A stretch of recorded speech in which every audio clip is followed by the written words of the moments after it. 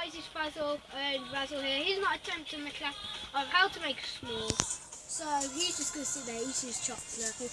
So here we have Amelia, I'm Tina and Nanny. We're going to tell you how to make a s'more.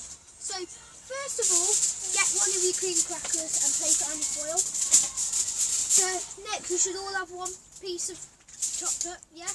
Place it on your cream cracker. Yeah.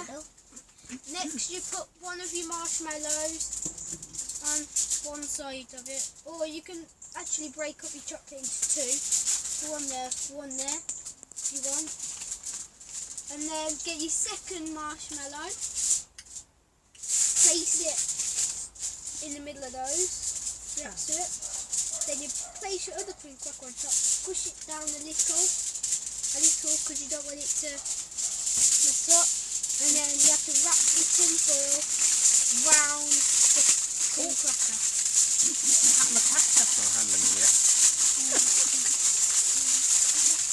On there. And you fold the other side over. Yeah, and then fold these ends. You can twist them, it's easy for me to pick them up. Now what have we got to do? Now Daddy is going to put them on the barbecue. Can't you use my handle then to pick them up?